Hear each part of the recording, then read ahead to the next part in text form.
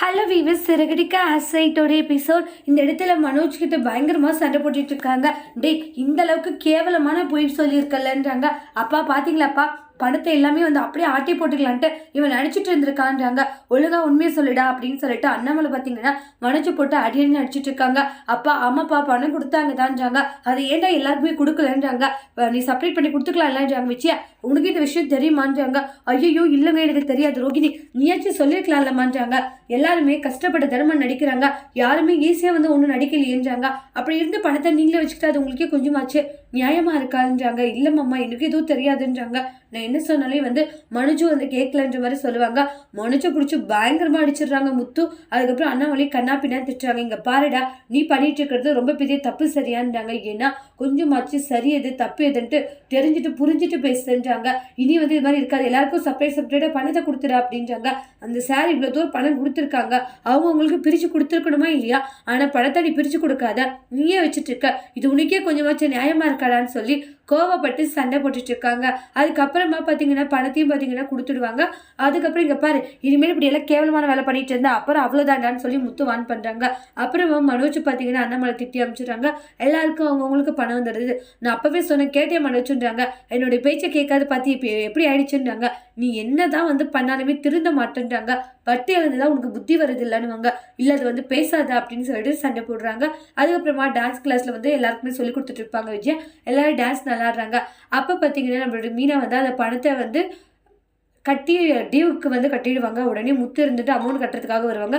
மீனான்றவங்க ஏற்கனவே உங்களுக்கு பணம் கட்டிட்டாங்க. உடனே மீனா நீ எப்போ கட்டினேன்றாங்க. இப்போதான் கொஞ்ச நேரத்துக்கு முன்னே. ஏன் மீனா? இல்லைங்க, அந்த 25,000 இருந்துச்சுல அதை தான் கட்டினேன்றாங்க. உன்னுடைய செலவுக்கு வச்சிருக்கலாம்ல. ஐயோ என்னங்க செலவு, உங்களுக்கு இல்லாததா, அது பார்த்துக்கலாம் விடுங்க அப்படின்றாங்க. சரி உனக்கு என்ன வேணும்னு சொல்ல வாங்கி தர. சரி ஓகே அப்படின்ட்டு போவாங்க.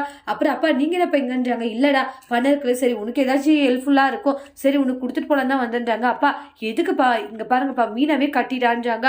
என்ன இந்த அளவுக்கு வந்து சிஸ்டர் அதுக்கப்புறம் டேடி வந்து உண்மையில இந்த அளவுக்கு பாசமா இருக்காங்கன்னு சொல்லிட்டு முத்துடைய ஃப்ரெண்டு சொல்றாங்க. நீங்களே இது மாதிரி இருக்கிறது எனக்கு சந்தோஷம் தான் பண்றாங்க.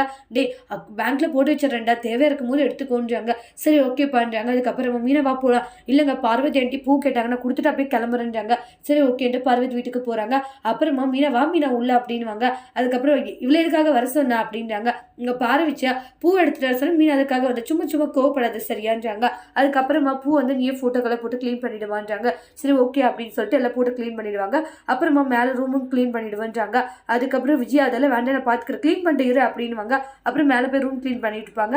அவங்களுக்கு டான்ஸ் கிளாஸில் ஒரு பொண்ணு இருக்கு இல்லையா, அவங்களுடைய அம்மா வராங்க. இந்த சாரீ வந்து சேல்ஸ் பண்ணுறதுக்காக வந்திருப்பாங்க. விஜய் அவங்க கிட்ட வந்து இந்த புடவை உங்களுக்கு நல்லாயிருக்கும், கட்டினா இன்னும் சூப்பராக இருக்குன்றாங்க. மேலே வச்சு பார்ப்பாங்க. மேலே வச்சு பார்த்ததுமே இன்னும் உங்களுக்கு பொருத்தமாக சூப்பராக இருக்குன்றாங்க. அப்பா எப்படியெல்லாம் வியாபாரம் செய்கிறாங்கன்னு பார்வதி மனசில் நினைக்கிறாங்க. அதுக்கப்புறம் நீங்களும் எடுத்துக்கோங்க. இல்லை என்னுடைய ஃப்ரெண்டு விஜயா, அவன் மட்டும் எப்பவுமே தனியாக எடுத்துக்க மாட்டா, எனக்கும் தான் எடுத்து தருவான்னு கோத்து விட்டுருவாங்க. அதுக்கப்புறம் மீனா வராங்க. என்னோட வேலை முடிஞ்சிச்சு, நான் கிளம்புறேன்றாங்க. சரிம்மா மீனா இருந்தால் பணம்ன்றாங்க. இல்லை வேண்டாமான்றாங்க. அவளுக்கு எதுக்காக பணம், அதெல்லாம் ஒன்றும் தேவையில்லை சரியா அப்படின்னு விஜய் வந்து பார்வதி கிட்ட சண்டை போடுறாங்க. மீனா நான் கிளம்புறேன்னு சொல்லிட்டு போயிடுறாங்க. பாவம் மீனா நம்மளுக்காக எவ்வளோ விஷயங்களும் செய்கிறா, நீ ஏன் மீனாவுடைய மனசை இப்படி கஷ்டப்படுத்திட்டே இருக்கப்பா விஜயான்றாங்க. ஆமாம் கஷ்டம் வேறு படுத்துறாங்க, அவன் நல்லவன் நினச்சின்னு வச்சுக்கோ, தலைமையில் ஏறி உட்காந்துக்குவான்னு சொல்கிறாங்க.